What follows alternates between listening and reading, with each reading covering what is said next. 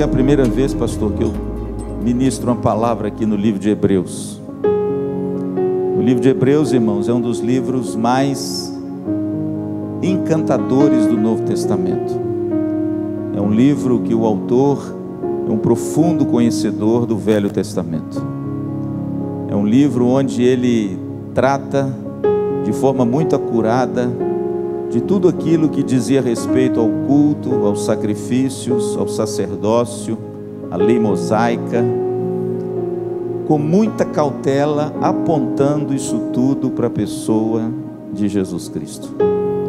O livro de Hebreus, irmãos, é considerado um dos livros mais difíceis do Novo Testamento. Não é mérito aqui, mas é um livro difícil porque ele foi escrito de uma forma onde nós temos pouquíssimas provas para dizermos, por exemplo, qual foi o ano, quem foi o autor, para que escreveu, para quem escreveu.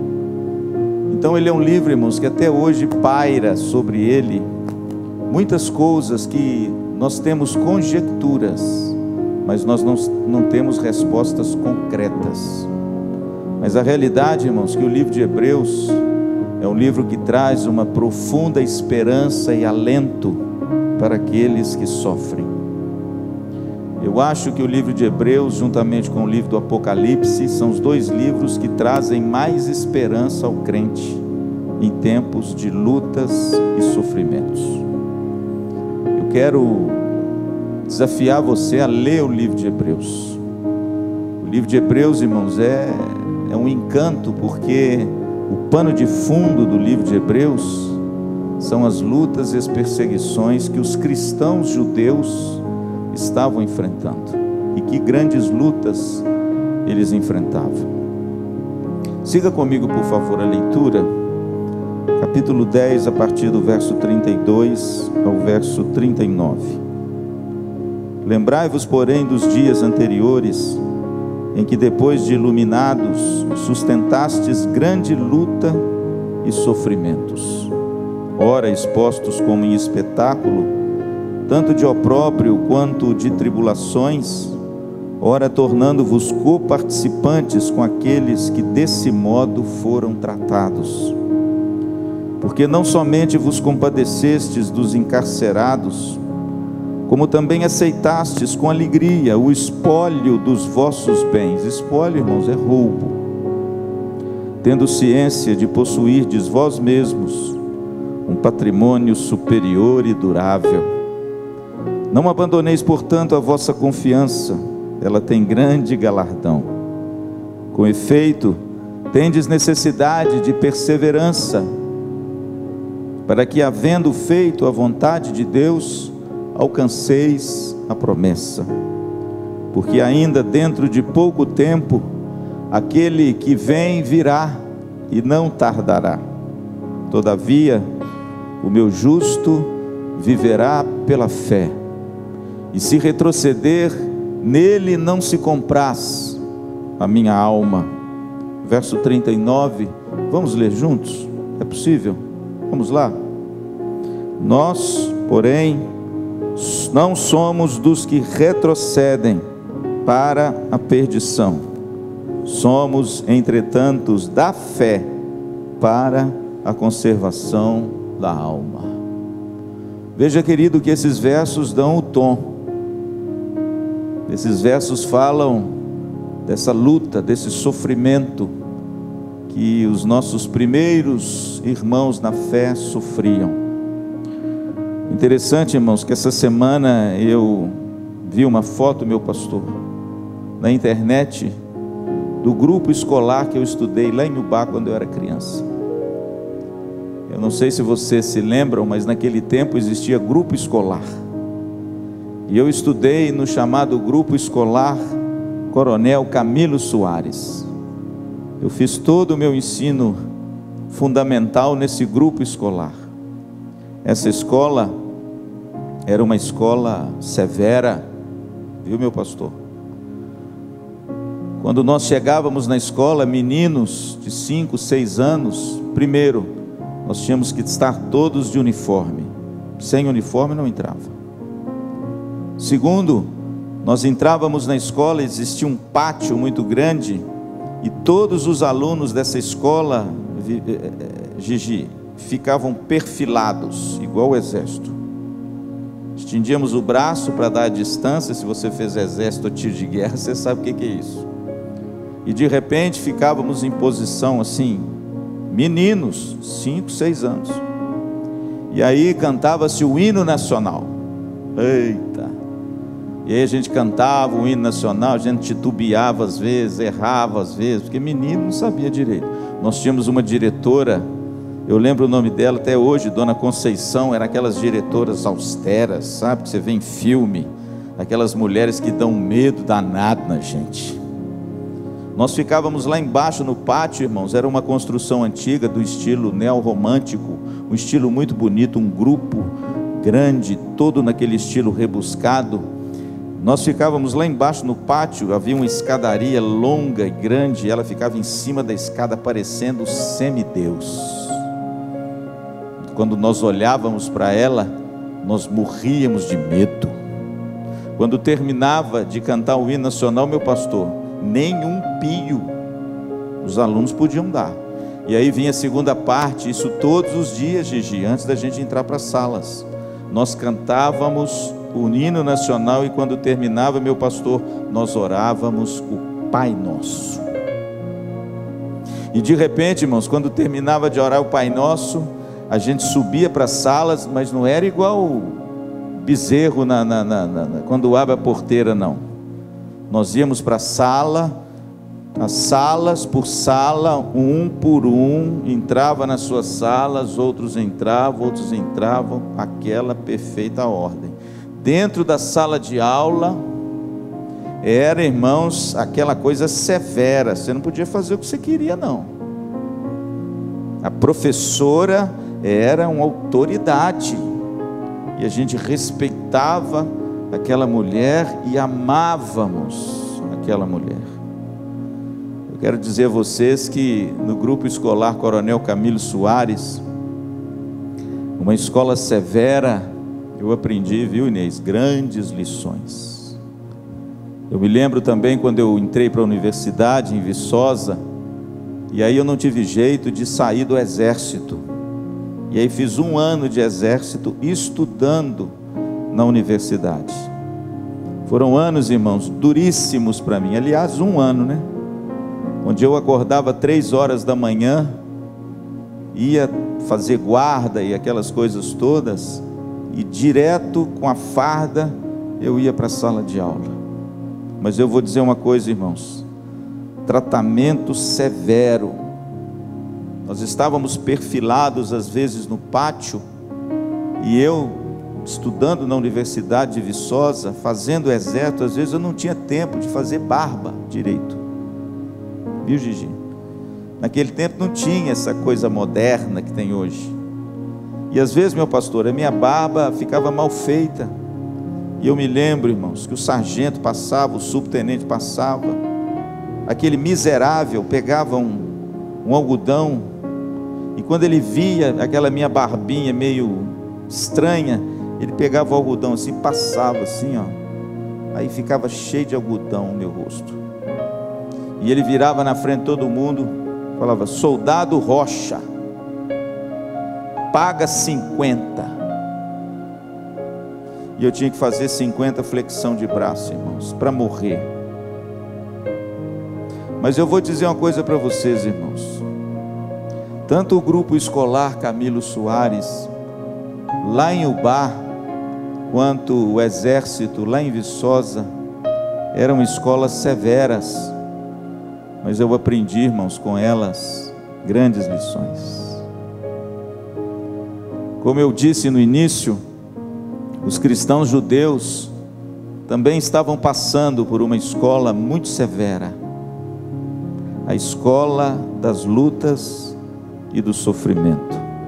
Se você der uma olhadinha no verso 32, o texto diz o seguinte: lembrai-vos, porém, dos dias anteriores, em que depois de iluminados, ou seja, depois que a luz do Evangelho brilhou e vocês foram regenerados e convertidos, sustentastes grande luta e sofrimentos. Irmãos, deixa eu dizer uma coisa para você: ser crente não é mar de rosas não, viu?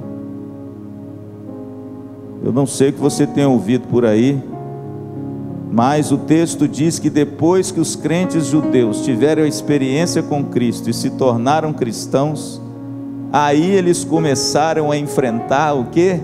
Grandes lutas e sofrimentos. Já aconteceu isso com você? Parece que quando a gente estava naquela vidinha, não se preocupando com Deus, parece que a gente levava uma vida mais, não é? Aí depois, de repente, querido, quando Cristo nos alcança, nos converte, muda o nosso coração, abre os nossos olhos, purifica os nossos lábios, estende as nossas mãos, parece que a coisa agora desanda. Pois o texto diz exatamente isso, irmãos. O texto diz que nos dias que os cristãos judeus, eles receberam a Cristo e saíram de todo aquele sistema cultico de sacrifícios e ofertas e sacerdócios do Velho Testamento, e abraçaram, meu pastor, a liberdade da graça. Olha que coisa linda.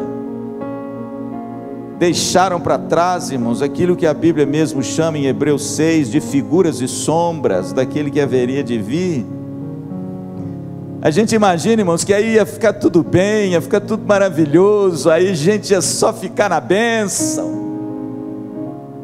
Mas o texto diz, irmãos, que depois que esses crentes judeus passaram do judaísmo para o cristianismo, aí que a luta começou. E o autor começa dizendo exatamente isso. Eu gosto muito de um comentarista, irmãos, que ele chamou isso aqui, meu pastor, e eu apreendi esse nome dele: a escola severa. Pastor, qual é a escola severa? É a escola da dor e do sofrimento. Por que ela é severa? Porque ninguém quer passar por isso, né? Claro, irmãos, o cristão não é masoquista, Deus me livre.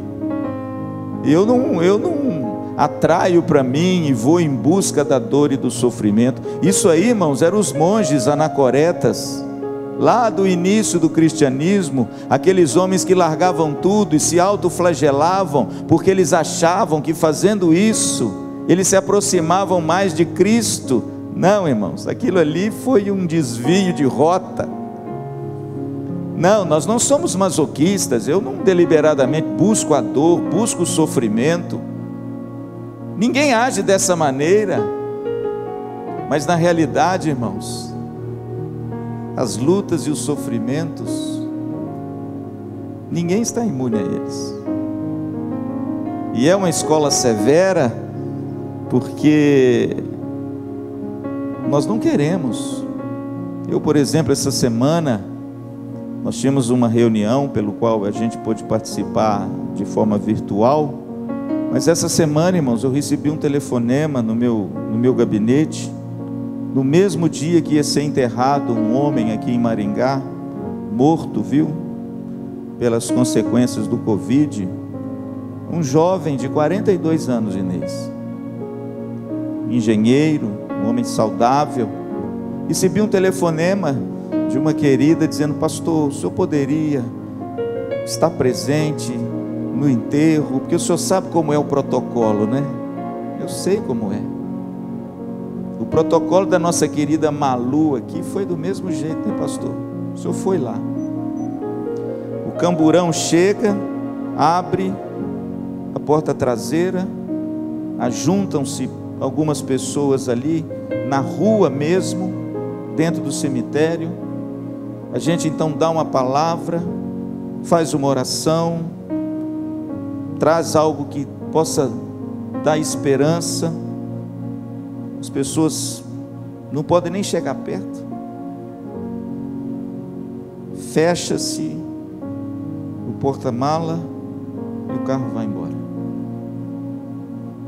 Falei: claro, querida, é claro que eu posso. Pastor, está de última hora, o senhor pode ter compromisso. Falei: não, cancelo aí, se eu tiver eu cancelo. Isso é mole, tranquilo. Aí fui, irmãos, aqui no cemitério municipal, peguei a minha Bíblia. Eu não conhecia as pessoas, eu só conhecia essa irmã. E de repente, quando eu cheguei lá, irmãos, eu me deparei de uma cena, meu pastor, que eu falei nela num domingo anterior, quando eu falei sobre Davi perdendo o filho. Eu disse aqui, irmãos, lá naquele belíssimo texto de 2 Samuel, capítulo 12, quando o filho de Davi morre, eu pude ver, irmãos, a dor de um pai enterrando o seu filho. Viu, Gigi? Interessante, irmãos, a escola severa é a escola da dor, é a escola do sofrimento. Se você der uma olhadinha no texto, você vai ver que os cristãos judeus, eles sofreram maus tratos públicos, verso de número 33, ora expostos como espetáculo. A palavra espetáculo é que eles foram expostos ao público com maus tratos. O texto diz que esses cristãos judeus sofreram humilhação e vergonha, verso 33, tanto de opróbrio quanto de tribulações. Opróbrio é vergonha, é vexame. Eles foram expostos publicamente à vergonha, ao vexame de maus tratos. Sabe quem que eu me lembro aqui agora? Paulo em Filipos, quando foi linchado em praça pública. Pastor, o que esses cristãos sofreram? Versículo 34, porque não somente vos compadecestes dos encarcerados, como também aceitastes com alegria o espólio dos vossos bens. Irmãos, tiveram seus bens roubados, tiveram tudo que tinham apropriados pelos judeus ou pelos romanos. Mas o texto diz, irmãos, que a despeito de tudo isso, alguns, olha o que diz o texto, aceitastes, verso 34, com alegria. Veja, querido, que a escola severa, para alguns, tem sido algo benéfico. A pessoa aceitou com alegria o que? O roubo dos seus bens. Por quê, pastor? Porque eles sabiam que possuíam algo muito superior do que isso. Está aqui no texto, tendo ciência de possuirdes patrimônio superior. Irmãos, o crente não precisa desesperar quando perde coisas, ele tem que se desesperar quando perde a fé. E o interessante, irmãos, que a escola severa, a escola da dor e do sofrimento, para o cristão, meu pastor, ela é uma escola profundamente pedagógica. Ela contém lições muito preciosas. A escola severa, irmãos, é uma escola que forja em nós algo que só aconteceria se fosse a dor e o sofrimento acontecerem. E é exatamente isso, irmãos, que o escritor de Hebreus descreve agora. Primeiro ele trata das lutas e dos sofrimentos que os cristãos judeus estavam enfrentando. E agora, a partir do verso de número 35, ele discorre quais são as lições de uma escola severa, principalmente para nos livrar da apostasia, do abandono da fé. Tem muita gente, irmãos, eu já cansei de falar sobre isso, que quando ele é posto diante de uma escola severa, ele abandona a fé, ele apostata da fé. E alguns crentes judeus, irmãos, estavam apostatando da fé. É só você ler, por exemplo, Hebreus capítulo 6. Hebreus capítulo 6 diz que uma vez eles foram iluminados, uma vez eles viram os benefícios daquilo que a graça de Deus, mas a Bíblia diz, meu pastor, que eles retornaram, que eles apostataram, que eles abandonaram. E aqui não, irmãos, aqui o escritor está dizendo o seguinte: olha, existem lições preciosas que somente uma escola severa pode dar a mim e a você, para que a gente possa ter uma têmpera mais firme e caminhar nesse mundo com a pele mais grossa. Lições de uma escola severa para livrar você da apostasia. Satanás fez de tudo, irmãos, para que Jó abandonasse a fé. Satanás tirou tudo que aquele homem tinha.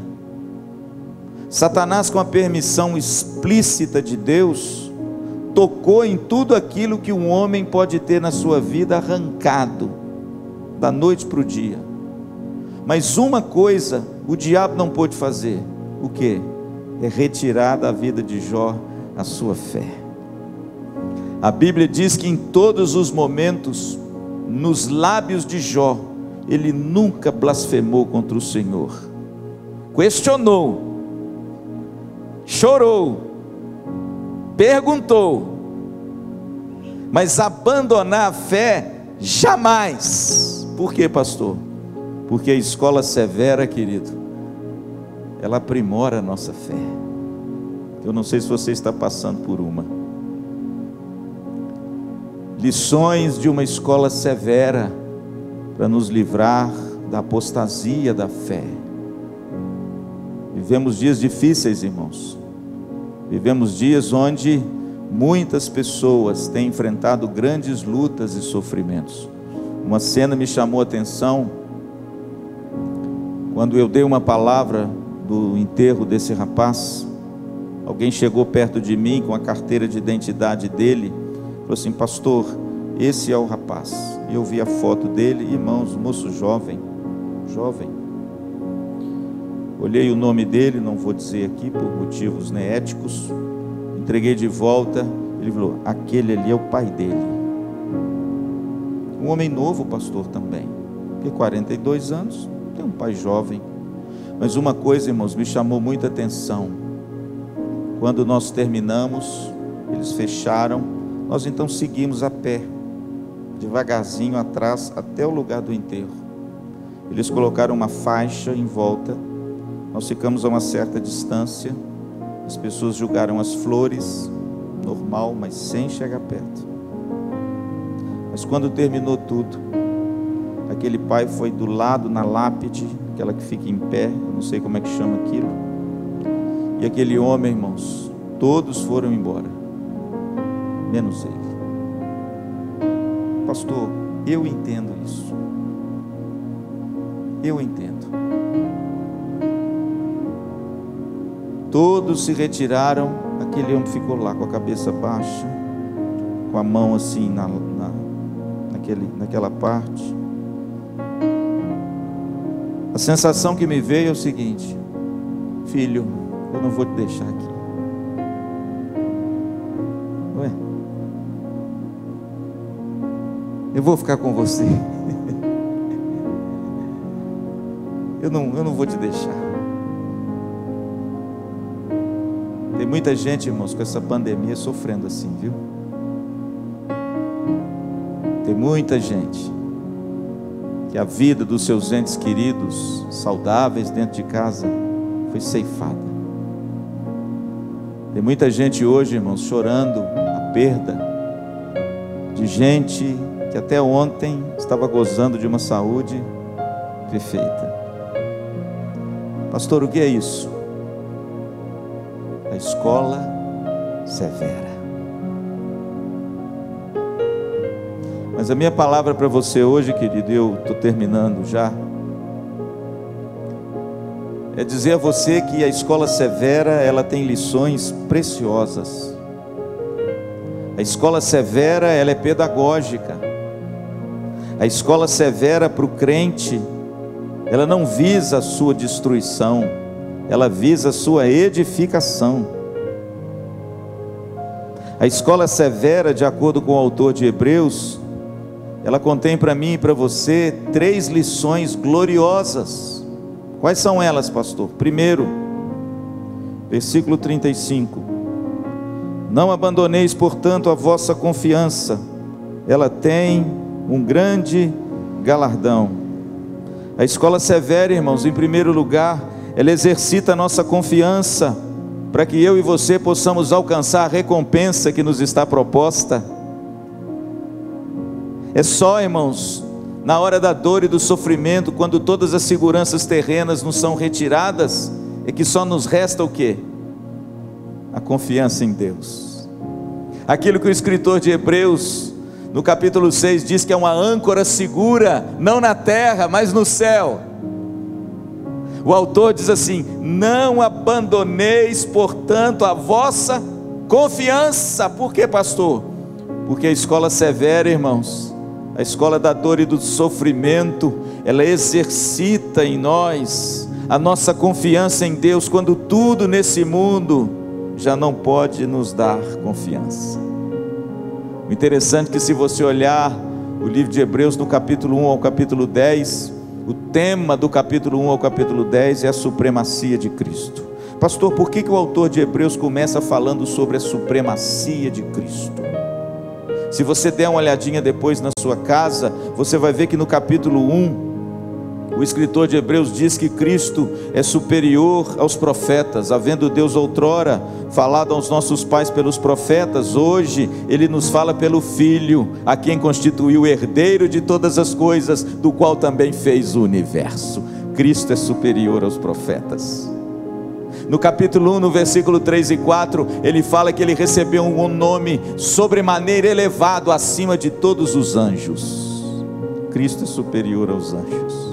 No capítulo 3, irmãos, ele fala que Cristo é superior a Moisés. Por quê? Porque aquele que constituiu para Moisés casa é maior do que ele.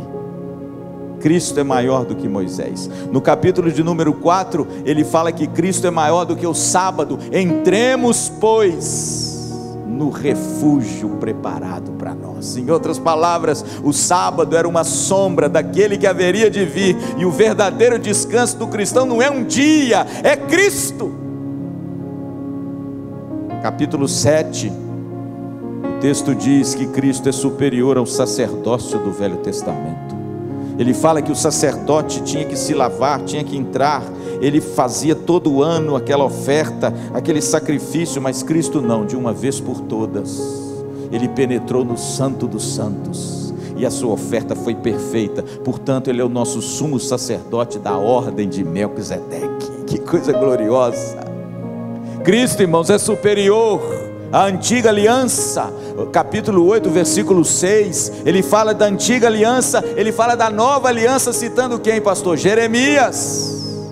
Ele diz que Jesus é o anjo da nova aliança, mediador de uma aliança superior à antiga. E ele termina dizendo, sabe o quê? Que Cristo é superior ao sacrifício do Velho Testamento. Capítulo 9, versículo 13 e 14, ele fala de sangue de bodes, sangue de carneiros, que todo ano o sacerdote tinha que matar e aspergir no templo, mas ele fala que uma vez por todas, o sangue imaculado, santo e puro do Cordeiro de Deus, foi imaculado naquela cruz de uma vez por todas, para sempre, para nós. Ele é o nosso sacerdote, e ele ao mesmo tempo é o nosso sacrifício.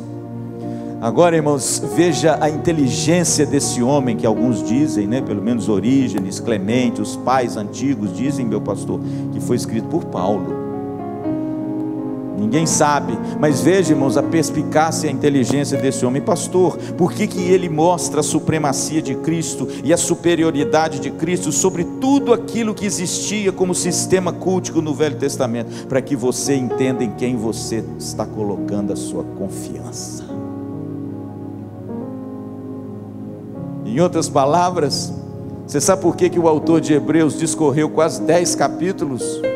Para ele dizer para você o seguinte: não temas, pode confiar, Ele é digno da sua confiança, Ele é superior. Ah, irmãos, isso é muito bonito. A escola severa exercita a nossa confiança. Por quê? Porque o texto diz que nós certamente receberemos o nosso galardão, nós vamos encontrar a recompensa. Eu lembro de Davi, irmãos, no Salmo 40, meu pastor comentou isso aqui de manhã. Davi foi um homem que viveu 13 anos da sua vida numa luta e num sofrimento terrível, perseguido por um rei insano, menino ainda de 16 anos, viveu 13 anos escondendo em cavernas, fugitivo, errante na terra, longe da sua família, ao ponto dele usar uma caverna como uma casa, e certa feita chamar os seus familiares para estar com ele, de tanta saudade que ele tinha desses homens. Davi por várias vezes sofreu um atentado de morte, mas Deus o livrou. Davi por várias vezes Deus colocou o inimigo diante dele, mas ele não levantou a mão. E num dos salmos, irmãos, mais lindos que Davi escreveu, inclusive tem uma canção escrita com esse salmo, ele diz o seguinte: esperei confiantemente pelo Senhor, e Ele se inclinou para mim, e me ouviu quando clamei por socorro. Tirou-me de um poço de perdição, tirou-me de um tremedal de lama, e colocou os meus pés sobre uma rocha, e me firmou os passos, e colocou nos meus lábios um novo cântico, um hino de louvor ao nosso Deus. Muitos verão essas coisas, temerão e confiarão no Senhor. Bem-aventurado, verso 4, é o homem que põe no Senhor a sua confiança. Pastor, qual a primeira lição da escola severa? O exercício da confiança. Pode confiar, Ele é fiel, amém? Em segundo lugar, irmãos, a escola severa, ela produz também perseverança, para que você possa se apropriar da promessa que Deus tem para você. Verso 36, com efeito, tendes necessidade de perseverança, para que, havendo feito a vontade de Deus, alcanceis a promessa. Porque ainda dentro de pouco tempo, aquele que vem virá e não tardará. Verso 38, todavia o meu justo viverá pela fé, e se retroceder, nele não se compraz a minha alma. Veja, irmãos, que o escritor aqui está dizendo o seguinte: a escola severa, a escola da dor, da adversidade, da luta, essa escola aprimora e desenvolve a nossa perseverança. Por quê? Porque quando tudo vai bem, irmãos, nós afrouxamos as cordas, ou não? Perseverar para quê? Se tudo está correndo tão bem. Mas é no momento de dificuldade, irmãos, quando as coisas apertam, né?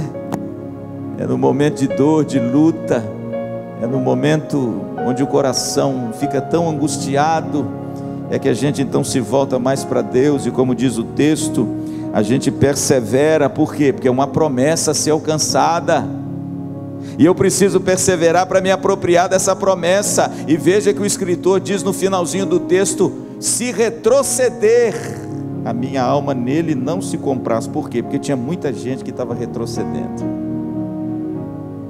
Tinha muita gente, irmãos, que a escola severa estava fazendo as pessoas abandonarem a fé, apostatarem da fé. Mas ele diz aos crentes judeus: olha, perseverem, porque vocês vão alcançar a promessa, e vocês não são daqueles que retrocedem. Irmãos, eu sempre digo uma coisa: uma das virtudes mais bonitas e que mais se destacam num crente é a perseverança. É você não desistir apesar das lutas, das dificuldades. Pastor, isso acontece porque eu sou bom? Isso acontece porque eu nasci numa família boa? Isso acontece porque a minha personalidade é assim, bem bacana? Isso acontece porque eu estudei em boas escolas? Isso acontece porque eu sempre fui assim desde criança, eu sempre busquei aquilo que eu queria? Nada disso, irmãos. Deixa eu dizer uma coisa para você: a perseverança nas coisas de Deus, ela só ocorre porque o próprio Cristo persevera em você. E porque Ele persevera em você, você como resposta agora persevera nele. Uma das 5 doutrinas, estou terminando, uma das 5 doutrinas basilares da teologia reformada é a perseverança dos santos. A perseverança dos santos fala que Cristo, elegendo os seus e alcançando os seus, perseveram nos seus até a morte, para que os seus possam perseverar nele e nas coisas de Deus. Você sabe qual é a marca de um cristão genuíno? A perseverança. E é exatamente o que o texto diz. A escola severa, querido, forja em nós, né? Produz em nós essa virtude maravilhosa que é você não desistir, não retroceder, avançar, mesmo com os joelhos trôpegos, mesmo caminhando lentamente, como diz Luther King, ou às vezes até se arrastando, mas você não retrocede, você não desiste, você persevera. Eu me lembro, irmãos, da mulher cananeia de Mateus capítulo 15, a Bíblia diz que essa mulher era de origem grega, Marcos 7 fala isso.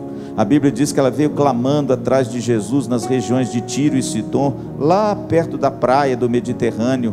A Bíblia diz que ela vem clamando a Jesus: Senhor, minha filha está horrivelmente endemoniada. A Bíblia diz que Jesus não lhe respondeu palavra. Mas o texto diz que ela continuou clamando: Senhor, tem compaixão de mim. A Bíblia diz que os discípulos disseram assim: mestre, despede essa mulher que ela está incomodando.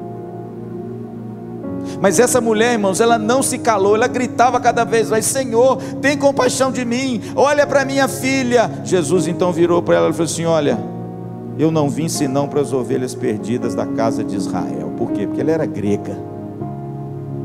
Mas nem assim, irmãos, essa mulher desanimou, ela continuou perseverando. E aí Jesus foi longe demais, disse assim: olha, não é bom pegar o pão e jogar para os cachorrinhos, as migalhas os cachorrinhos. Isso foi demais. Eu acho que isso aí foi demais. Chamar ela de cachorrinho, quer saber? Só fica aí com seus discípulos, só fica aí com o senhor, eu vou embora para casa. Mas a Bíblia diz, irmãos, que essa mulher vira para Jesus e fala assim: não tem problema não, Senhor, os cachorrinhos se alimentam mesmo das migalhas que caem da mesa. Quando ela terminou de falar isso, Jesus parou diante de todos os seus discípulos. Ele já estava na escola de discipulado e olhou para aquela mulher, apontou para ela e falou assim: mulher, grande é a tua fé, pode ir para casa, tua filha já está curada.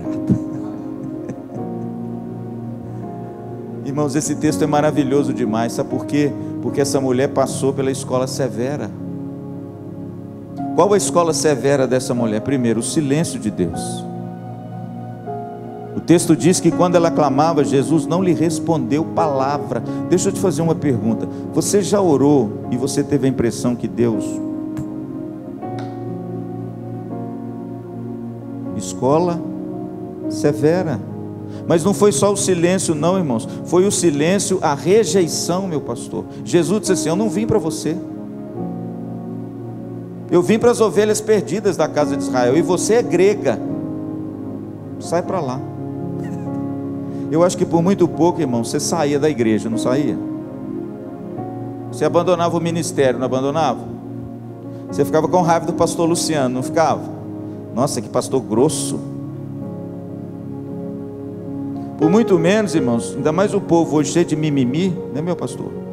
Por muito menos fala assim: nunca mais volto naquela igreja, o senhor falou que aquele negócio não era para mim. Pois Jesus foi mais longe ainda, irmãos. Jesus virou para ela que não era bom pegar o pão e dar para os cachorros. Nossa, agora não. Agora você me chamou de cachorro. Agora não foi rejeição, agora é insulto. Pois deixa eu te dizer uma coisa, irmãos, aquela mulher passou pela escola severa do silêncio, da rejeição e do insulto. Mas sabe o que aconteceu com ela? Herdou a promessa. Sabe por quê? Porque perseverou em humildade. Sabe por que tem muita gente, irmãos, que não se apropria da promessa de Deus e da bênção? Porque é orgulhoso, é vaidoso, quer que todas as suas respostas sejam dadas e do jeito que Ele quer, e de repente não consegue perceber que o nosso Deus trabalha, como diz o Romeu no seu livro, no turno da noite. e que ele tem certas coisas maravilhosas, e principalmente, meu pastor, a escola severa para tratar com o seu caráter, para tratar com você, para dar a você uma perseverança humilde, para que você se aproprie de quê? Da promessa que ele tem para você. Então, meu amado, você está enfrentando lutas? Não desiste não, persevera. Às vezes a sua promessa está ali na frente, falta você perseverar mais um pouquinho, porque a cura, a ação de Deus está ali na frente. Mas talvez você, muito orgulhoso, né, diz: opa, agora pisou no meu calo. Quais são as lições da escola severa? Primeiro, confiança, para que a gente obtenha a nossa recompensa. Segundo, a perseverança. Para quê? Para que eu me aproprie da promessa. Está ali, querido, está ali. Não desista. E último lugar é a fé. Verso 39. Nós, porém, não somos dos que retrocedem para a perdição. Veja que aqui ele faz um contraste. Mas nós somos, entretanto, da fé para a conservação da alma. A escola severa, em último lugar, irmãos, desenvolve a nossa fé, para que a gente conserve essa bênção maravilhosa que é a salvação, amém? Aliás, por 2 vezes no texto ele fala de fé. Aliás, no Novo Testamento é a 2ª vez que ele cita Abacuque, né, meu pastor? Paulo cita Abacuque em Romanos 1,17, e o escritor de Hebreus cita Abacuque em Romanos 10:38. O meu justo viverá pela fé. Isso é Abacuque, irmãos, um homem que viu o exército de Nabucodonosor invadindo Judá, não compreendeu, mas Deus disse: você não vai compreender mesmo, viva pela fé. E muitas vezes, irmãos, essa fé é desenvolvida, né? Ela fica mais robusta quando nós passamos pela nossa escola severa. É aí que a nossa fé é desenvolvida. Sabe por quê? Porque a fé, se você olhar no capítulo 11 de Hebreus, você vai ver que o grande capítulo sobre a fé, meu pastor, é Hebreus 11. Ele começa com a galeria dos heróis da fé. O que ele está querendo provar? Exatamente o que ele acabou de dizer.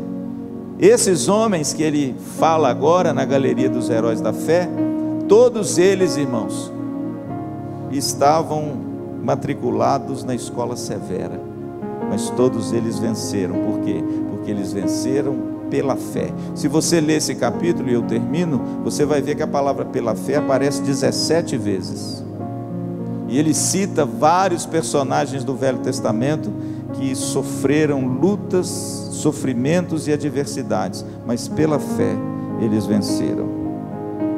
Confiança, perseverança e fé, para que você alcance a recompensa, o galardão e garanta a sua salvação. Não tenha medo de sofrer, não fuja do sofrimento. A escola severa na vida do crente tem benefícios e lições preciosas, amém? Estava vindo para cá, antes de vir para cá, e me deparei, irmãos, com um texto que eu queria deixar para vocês, para concluir essa mensagem. Achei esse texto maravilhoso. Eu não tenho esse costume não, de ler as coisas, mas olha, é um poema tão lindo. Eu acho que tem tudo a ver com aquilo que Deus colocou no meu coração, com respeito dessas lições preciosas que a escola severa dá na vida do crente. Olhe bem o que essa mulher escreveu. Um minutinho. A poesia se chama Curar. E as pessoas ficaram em casa e leram livros e ouviram música e descansaram e se exercitaram e fizeram arte e brincaram e aprenderam novas maneiras de ser, e pararam e ouviram fundo a alma. Alguém meditou, alguém orou, alguém dançou, alguém conheceu a sua sombra. Olha que bonito. E as pessoas começaram a pensar de forma diferente, e as pessoas se curaram. E na ausência de pessoas que viviam de maneira ignorante, perigosa, soberba, sem sentido e sem coração, até a terra começou a se curar. E quando o perigo terminou, e quando a tempestade passou, e as pessoas se encontraram, lamentaram pelas pessoas mortas, e fizeram novas escolhas, e sonharam novos sonhos, e criaram novos modos de vida, e curaram a terra completamente. Agora, irmãos, quando eu li esse poema, o que mais me chamou a atenção, ele foi escrito em 1869. Agora eu pergunto, não é hoje? Esse poema, irmãos, me veio como um alento. A escola severa que nós estamos passando, a minha oração é para que ela cure você, para curar a nossa